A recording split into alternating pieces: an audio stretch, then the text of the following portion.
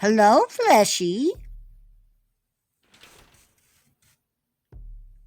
Are you having a good evening, Fleshy? Is the night sticking to your bones? I hope so. What's that? You want a story? I think this tale will stick to your bones and then some. It's called Can I Have a Ride? And it's all about one of my friends who likes to hitch a ride every now and then. Shall we begin? Good. I'm glad we can agree on one thing. A good story is good for the soul. Or a lack thereof.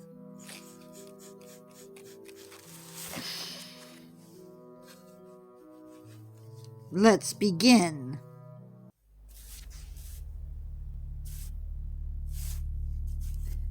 Daryl King has had a rough night.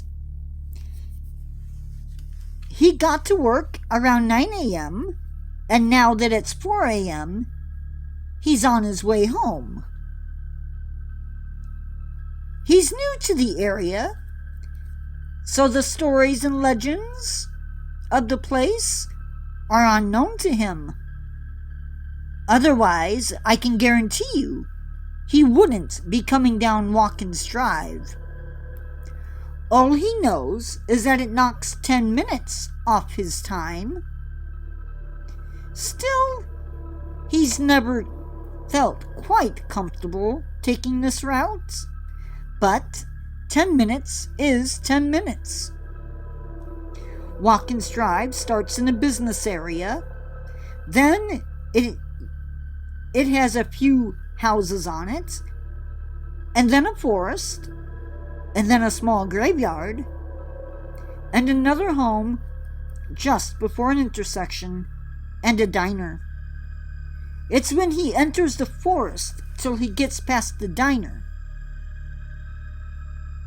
that feels a little off. Everyone who drives this road feels the same way. They don't know why, though.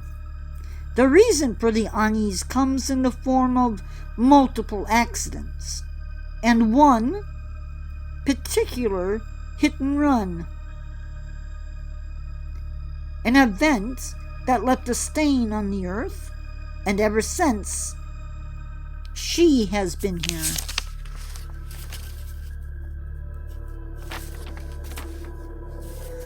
Daryl is driving a little slower at the moment because of the twists and turns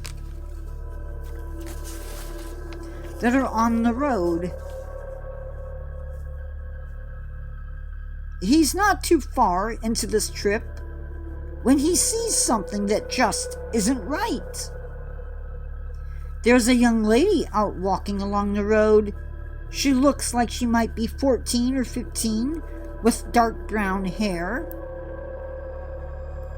She appeared to be wearing a blue jeans and a black jacket. She had her back to the car, so he couldn't see her face. But when he got closer to her, she spun around and put her thumb out, signaling she needed a ride. He pulled over beside the girl and rolled down the window. "Can I have a ride?" she asked. She looked a little pale, a little tired,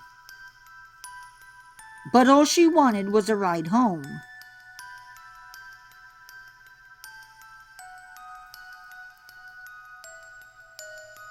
He unlocked the car. "Hop in the back," he said. And she did as he asked. She didn't put on her seatbelt, which might be okay. I'm going to 1231 Watkins Drive. He put the address into his phone and let it guide him. She didn't talk much, which was fine because he didn't want to pry. Still, he's worried about her. She doesn't appear to be hurt. He glances back at her for a second. He expected her to be watching him. Instead, she's watching the scenery go by. He focused on the drive. Nothing was said at all.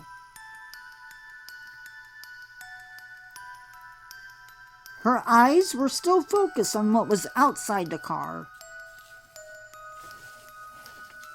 and not focused on him.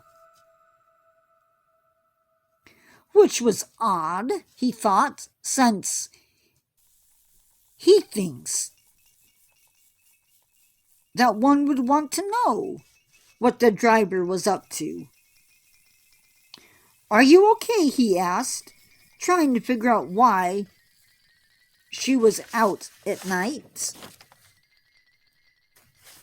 "I'm fine.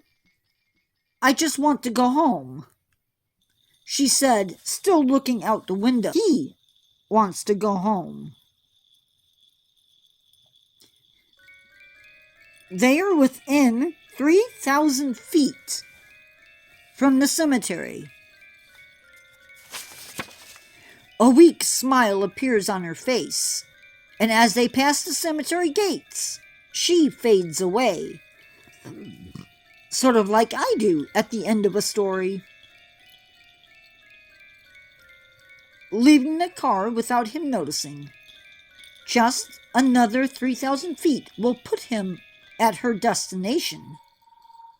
When he arrives at the address that she gave, he pulls into the driveway and unlocks the car.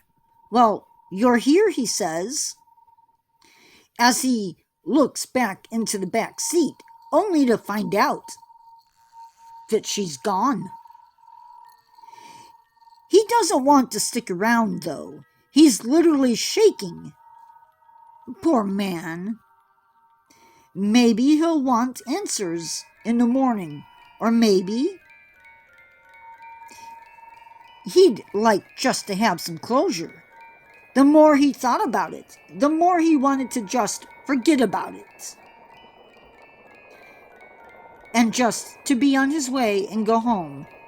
No one needs to know what happened. He also decided that his 10-minute shortcut wasn't all that important anymore. More likely, he didn't want to share the road with any of my friends. How sad for him. That is our tale for today, my fleshies.